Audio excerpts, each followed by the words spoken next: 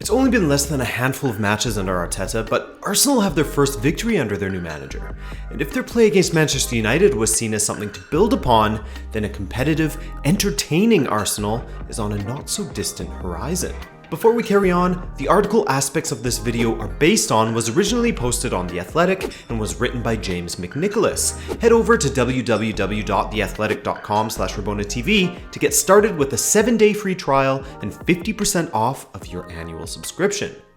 Happy New Year, and for our first collaboration with The Athletic, we'll look at the small changes Arsenal have gone through under Arteta that have made a big difference. And hey, if at any point you dig the content, feel free to subscribe for more from Rabona TV. No pressure though, try it before you buy it, so to speak, you know? Alright, let's get to it. While centre-halves David Luiz and Sokratis engaged in passing drills designed to smooth Arsenal's distribution from the back, the other 8 outfield players lined up in a new pre-game drill. Under the supervision of Arteta's assistants, Steve Round and Albert Stuivenberg, they worked on attacking shape and combinations. The coaches would feed a ball to one of the deeper players, usually Xhaka or Torreira. They then passed in to Lacazette and Ozil, who would drop deep to create an interior square. Kolasinac, Aubameyang, and Pepe were then the free runners, the burly Bosnian heading for the byline, the 2 frontmen working from the outside in towards the penalty box. It was captivating in its simplicity, straightforward runs, straightforward passes. It was a sign of something Arsenal have desperately lacked of late, a pattern of play, and it was an approach they were able to take into the game.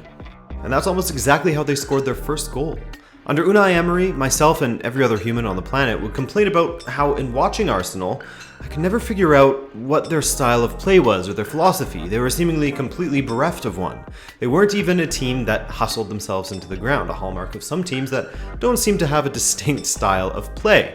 But in the match against Chelsea, which Arsenal were unfortunate to lose as they just ran out of steam towards the end, and especially against Manchester United, not only was there seemingly a game plan, but a willingness to work extremely hard as well. The fun is back, Sokratis told the television cameras in his interview after beating Manchester United. He barely smiled as he said it, in part due to his permanent hangdog expression, in part due to exhaustion. There's a paradox there. Arteta is demanding his players work harder than before, and yet also seems to have unshackled them. Mesut Ozil was once the poster boy for Arsenal's insouciance, yet here he was beaming away at full time after a match in which he covered more ground than any outfield player and made a remarkable 10 ball recoveries. Now, there was some debate on the internet with some saying that Torreira had indeed covered more distance than Ozil, but here, from the EPL studios themselves, you can see that Ozil ran more than any other player, and the most he's run in over 2 years since Wenger left. Just thought I'd clarify that given the conflicting reports out there, but without a doubt, he did recover the ball more than any other player, 10 times, one more than both Torreira and Harry Maguire. This, perhaps the work rate that Arteta is getting from Mesut Ozil, is maybe the biggest testament to how he has changed the team thus far. But we all know that hustling alone isn't enough to change your fortunes. It's what you do with all of that hustling. For a long time, it felt as if Arsenal faced a choice between creativity and discipline, as if the two were somehow incompatible. Arteta has shown them their liberation will lie in exertion. The work is the reward, and the reward is in the work. This was a victory hard fought, not just during the 90 minutes, but on the training ground beforehand.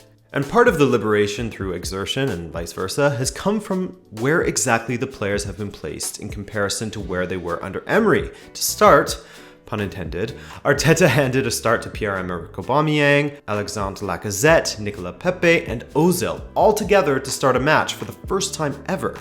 Then, it's what Arsenal were doing without the ball that sets this team apart from that of the Arsenal under Emery. Just look at this graphic from Sky Sports.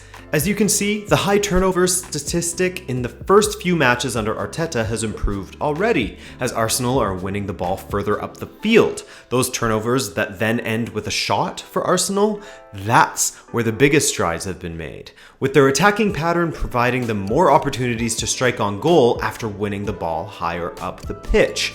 Then, of course, as mentioned earlier, they're hustling much more, keeping teams deeper in their own half and being more productive with the ball once they've won it. McNicholas goes on.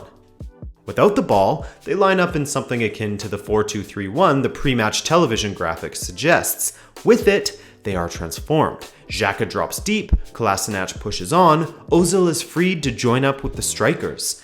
In doing so, Arsenal's strengths are emphasized, their weaknesses disguised. Arteta doesn't fixate on his team's problems, he focuses instead on the problems he can create for their opponent. This is playing without fear, this is playing proactively instead of reactively, and this is what a few teams and managers could learn from.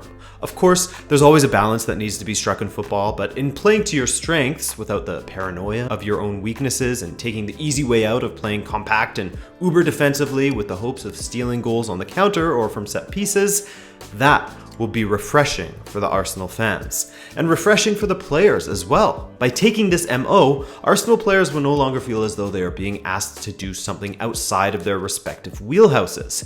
McNicholas writes, Kolasinac is not a particularly good defender, but release him in attacking areas and he's transformed from liability to threat. Xhaka struggles in the melee of the midfield, so Arteta has allowed him to drop deep enough to avoid it, covering Kolasinac in the process. A couple of months ago, Xhaka was booed from the field by his own fans. Last night, the news he was likely to remain at the club was greeted with celebration. Xhaka deserves credit for the turnaround in his fortunes, but Arteta might deserve more. Torreira had been struggling in a box-to-box role. Since reverting to defensive midfield under Arteta, he has recovered possession 27 times in just 3 games. Maitland-Niles had looked like someone who wanted to play anywhere but right back until Arteta opened his eyes to a new perspective on the position.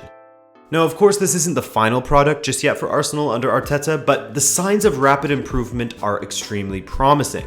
Yes, there will be plenty of conditioning work to do as Arsenal have looked exhausted towards the ends of each match, but that will come with time.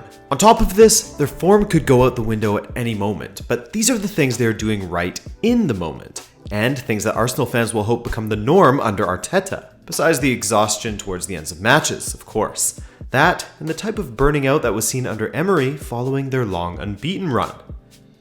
As McNicholas says, the former Arsenal captain's coaching ability is evident, but what's arguably most exciting about his appointment is that he seems to have an intuitive understanding of the reciprocal relationship between the team and the supporters. He understands that they feed each other, that the energy created and generated by them is what's required to power this club back to prominence. They're not there yet. There's a long way to go, but Socrates is right. The fun is already back. Arsenal fans can await the next game with hope rather than dread. Arteta has given them something to believe in, and that, for now, is enough.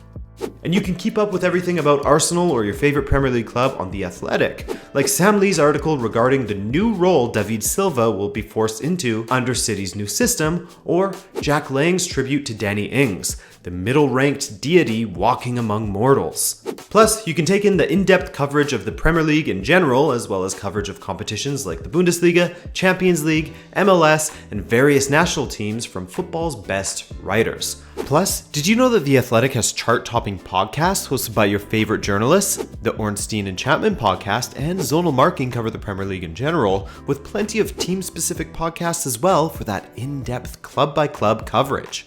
So, support Rabona TV by heading to www.theathletic.com/RabonaTV, and in turn you'll get 7 days for free, 50% off of your annual fee, and access to football's most in-depth journalism.